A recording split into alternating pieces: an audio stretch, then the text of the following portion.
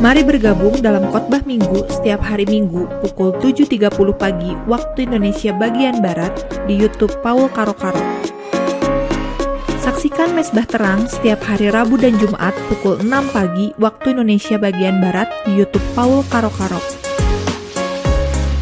Bagi saudara-saudari yang diberkati dengan channel ini dan ingin memberikan persembahan, dapat diberikan ke rekening Bank Gereja GBI Capital melalui QR Code BCA Mobile.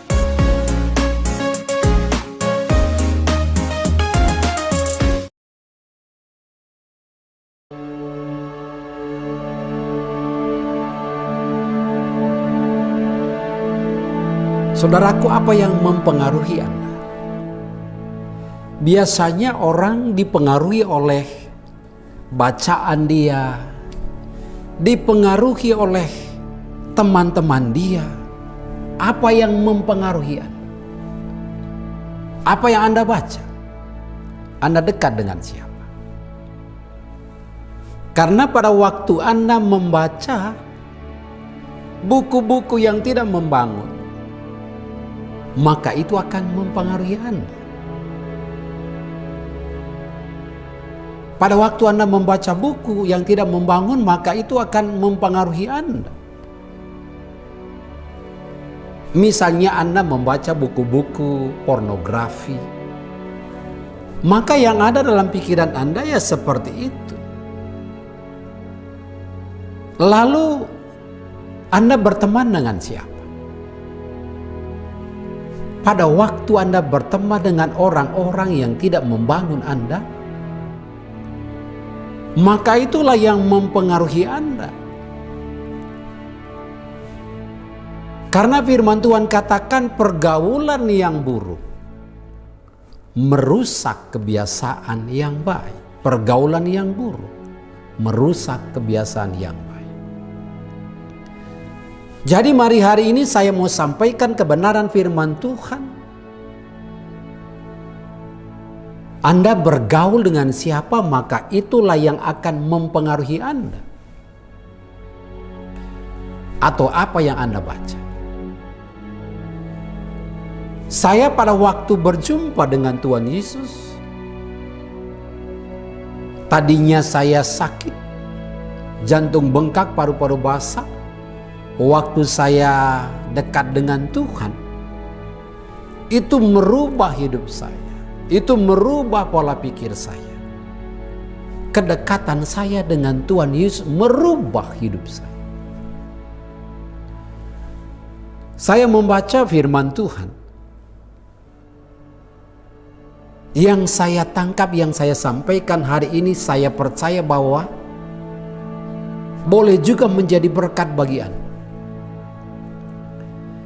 Yang pertama yang saya mau sampaikan adalah Tuhan bisa merubah kutuk menjadi berkat. Anda bisa bayangkan. Tuhan bisa merubah kutuk menjadi berkat. Beberapa waktu yang lalu saya melayani ada seorang keluarga. Dia banyak sekali dikutuki oleh orang-orang yang dekat dengan dia. Lalu dia berkata begini, kamu tidak akan pernah bahagia kalau kamu menikah dengan orang ini. Saya tidak perlu sebut namanya karena rahasia. Dan pada waktu kutukan-kutukan itu diberikan kepada dia, ucapan-ucapan itu diberikan kepada dia, maka dia dihantui dengan kecemasan, dihantui dengan ketakutan. Kamu hidupnya tidak akan pernah berhasil. Kamu hidupnya tidak akan pernah maju-maju. Itulah yang diucapkan orang itu kepada dia. Tapi ketika dia ketemu dengan saya ngomong begini, bahwa Tuhan bisa merubah kutuk menjadi berkat. Tuhan bisa merubah kutuk menjadi berkat. Oh begitu ya Pak? Iya. Memang dia lakukan apa dalam hidup kamu? Ya ini kata si wanitanya, Pak, dulu saya pacaran. Waktu saya pacaran, saya memang putuskan dia. Karena orangnya itu tidak bertanggung jawab. Dia selingkuh, Pak. Jadi saya putuskan dia. Nah, tapi pernah satu ketika dia bilang bahwa dia ngambil rambut saya, dia masukin di botol, lalu dia kasih tahu kepada saya, dia bilang bahwa sampai kapanpun kamu tidak akan pernah bahagia kalau kamu menikah dengan laki-laki yang lain yang bukan saya. Begitu katanya, Pak. Oh begitu. Lalu kamu gimana? Kamu percaya? Ya kan iman saya belum kuat, Pak. Makanya saya datang ke Bapak. Gimana ini solusinya gimana? Nah makanya saya bilang, kamu dekat dengan siapa? Kalau kamu misalnya dekat, kamu tanya orang lain yang mengalami pergumulan yang sama. Wah bener ya, saya juga begitu bro. Jadi gimana nih? Ayo kita datang ke orang pintar. Wah jadi Anda bareng-bareng datang ke orang pintar. Tetapi sesungguhnya kalau kita melihat kebenaran firman Tuhan yang saya sampaikan hari ini, Ulangan pasal 23 ayat yang ke-5b, firman Tuhan katakan begini. Allahmu telah mengubah kutuk itu menjadi berkat bagimu. Karena Tuhan Allahmu mengasihi. Perhatikan baik-baik. Orang bisa mengutuki Anda. Orang bisa mengatain sia-sia kepada Anda. Atau mungkin saja lewat sosial media, Instagram, FB. Orang bisa mengutuki Anda. Tetapi dengar baik-baik. Alkitab melaporkan hari ini bahwa Tuhan bisa merubah kutuk menjadi berkat. Jadi siapa yang mempengaruhi Anda? Orang-orang yang tidak bertanggung jawabkah? Atau Tuhan yang mempengaruhi Anda? Kalau Tuhan mengatakan bahwa Tuhan bisa merubah kutuk menjadi berkat, itu kata Tuhan. Tuhan sendiri yang ngomong. Jadi Anda dipengaruhi oleh siapa? Kalau Anda dipengaruhi oleh orang-orang yang tidak bertanggung jawab, maka itu akan membuat Anda dipengaruhi oleh kata-kata orang itu. Karena pada waktu dia ngomong kepada Anda, wah gawat nih bro. Kita harus ke dukun nih, tanya orang pintar nih bro. Lalu Anda ke sana. Dan Anda ketakutan terus menerus. Maka saya bertanya tadi, Anda dipengaruhi oleh siapa? Kalau Anda dipengaruhi oleh Tuhan,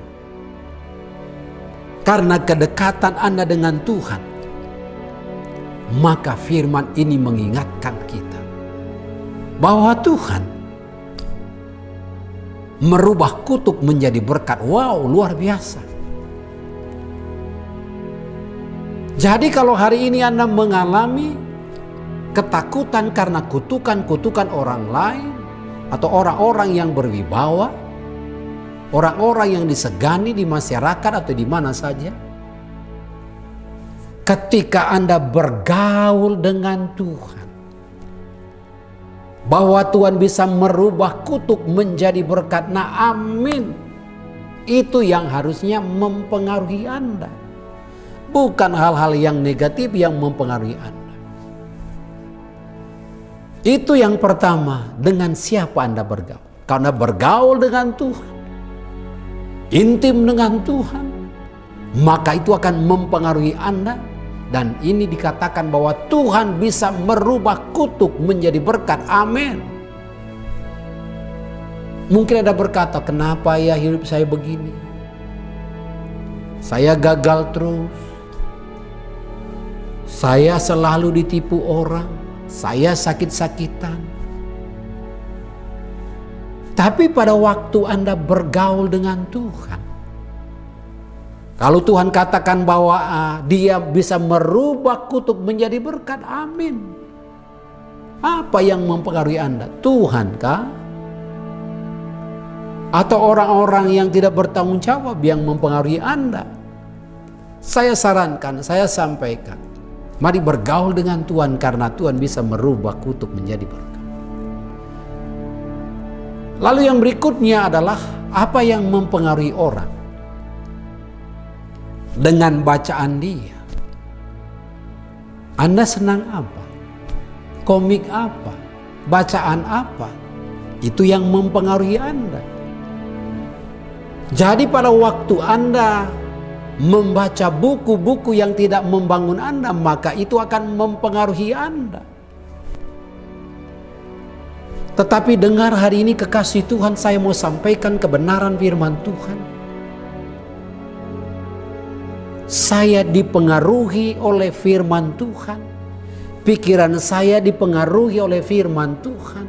Hati saya dipengaruhi oleh firman Tuhan. Sehingga itu membuat hidup menjadi berdampak, hidup menjadi bergairah. Karena apa? Firman itu yang mempengaruhi hidup saya. Itu yang saya baca. Mari kita lihat di dalam Mazmur 119 ayat yang ke-165, firman Tuhan katakan begini. Besarlah ketentraman pada orang-orang yang mencintai Taurat-Mu. Tidak ada batu sandungan bagi mereka. Besarlah ketentraman bagi orang-orang yang mencintai firman Tuhan, yang mencintai firman-Mu. Nah, itulah yang harusnya mempengaruhi Anda ketika Anda galau, ketika Anda gundah gulana. Ini firman Tuhan mengatakan bahwa besarlah ketenteraman orang-orang yang mencintai Taurat-Mu, orang-orang yang mencintai firman-Mu, besarlah ketenteraman. Bukankah itu yang dicari orang hari-hari ini, ketenteraman? Ada banyak orang, banyak duit, tapi nggak tentram hidupnya. Hidupnya penuh dengan ketakutan, penuh dengan kecemasan. Setiap malam Jumat Kliwon, ketakutan, kecemasan. Jadi siapa yang mempengaruhi Anda? Apa yang mempengaruhi Anda? Bacaan Anda apa? Jadi kalau Anda membaca kebenaran firman Tuhan hari ini bahwa besarlah ketenteraman bagi orang-orang yang mencintai firman, bagi orang yang mencintai janji Tuhan. Besar ketenteraman. Jadi saya bilang, Tuhan, ketika saya bertobat terima Yesus, saya komitmen dalam hati saya akan merenungkan firman-Mu, saya akan membaca firman-Mu. Biarlah firman-Mu yang mempengaruhi hidup saya, biarlah firman-Mu yang mempengaruhi keputusan saya dalam kehidupan saya. Tahukah saudara bahwa firman Tuhan itu murni? Bahwa firman Tuhan itu murni. Kalau kita pelajari di dalam Mazmur 12 ayat yang ke-7. Janji Tuhan adalah janji yang murni, bagaikan perak yang teruji, 7 kali dimurnikan dalam dapur peleburan di tanah. Anda bisa bayangkan bahwa janji Tuhan itu murni. Kalau Dia berjanji, itu murni, nggak ada kepalsuan di situ. Anda pernah berteman dengan seseorang, mungkin orang itu dekat dengan Anda, tapi Anda sudah uji belum? Mungkin dia penuh dengan kepalsuan, atau mungkin WA yang dia buat ke Anda, dia tulis banyak hal-hal yang tidak murni, penuh kepalsuan. Tetapi kalau kita pelajari kebenaran firman Tuhan hari ini adalah firman Tuhan itu murni, janji Tuhan itu murni. Jadi tidak ada kepalsuan di dalamnya. Itulah sebabnya kita perlu dipengaruhi oleh firman Tuhan, dipengaruhi oleh janji-janji Tuhan. Pada waktu Anda mengalami yang namanya kekhawatiran, pada waktu Anda mengalami yang namanya kecemasan, firman Tuhan mengatakan, serahkanlah segala kekhawatiranmu kepadanya, kepada Tuhan, karena Tuhan yang memelihara kamu. Jadi pada waktu hidup kita, pikiran kita, perasaan kita, tindakan kita dipengaruhi oleh firman Tuhan, maka itu yang membuat hidup kita menjadi bergairah. Apalagi tadi firman Tuhan katakan murni, udah teruji. Kalau manusia, kalau dia berjanji, belum tentu janjinya itu bisa ditepati. Karena kadangkala dia tidak murni. Kalau dia berjanji asal ucap saja. Nah, lalu yang berikut kita pelajari bahwa janji Tuhan itu dapat dipercaya.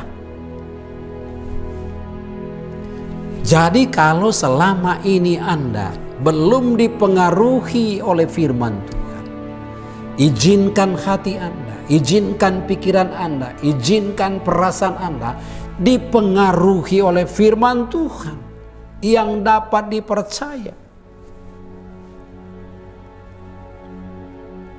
Anda punya teman. Pertanyaan saya, bisakah teman Anda itu dapat dipercaya oleh Anda? Anda sendiri yang menjawab. Kalau misalnya teman Anda itu tidak dapat dipercaya, maka Anda akan hidup dalam kebimbangan karena dia mengucapkan kata-kata yang sebenarnya tidak dapat dipercaya dan tidak dapat dipertanggungjawabkan. Tapi kalau kita pelajari bahwa janji Tuhan itu dapat dipercaya, itu yang seharusnya mempengaruhi pola pikir kita, perasaan kita, tindakan kita. Mari kita lihat dalam Ulangan pasal 7 ayat yang ke-9. Sebab itu haruslah kau ketahui bahwa Tuhan Allahmu, Dialah Allah, Allah yang setia, yang memegang perjanjian dan kasih setianya terhadap orang yang kasih kepadanya dan berpegang kepada perintahnya sampai kepada beribu-ribu keturunan. Anda bisa bayangkan bahwa dia menepati janjinya, artinya bahwa janji Tuhan itu dapat dipercaya. Jadi kalau Anda dipengaruhi oleh firman Tuhan yang dapat dipercaya, banyak hari-hari ini orang membuat yang namanya uang palsu, nggak dapat dipercaya, sertifikat palsu, sertifikat bodong. Bukan begitu dengan kebenaran firman Tuhan. Pada waktu Anda membaca firman Tuhan, di situ dikatakan bahwa Tuhan, kalau dia berjanji, janjinya itu dapat dipercaya. Karena apa? Karena dia memegang perjanjiannya. Jadi janji Tuhan, firman Tuhan dapat dipercaya. Lalu yang berikut, bahwa janji Tuhan itu dia selalu genap. Bahwa firman Tuhan mengatakan bahwa firman Tuhan, janji Tuhan digenapi di atas bumi sempurna dan segera, di atas bumi sempurna dan segera. Itu digenapi. Lalu kalau kita bandingkan di dalam Yosua pasal 21 ayat yang ke-45 berkata begini. Dari segala yang baik yang dijanjikan Tuhan kepada kaum Israel, tidak ada yang tidak dipenuhi, semuanya terpenuhi.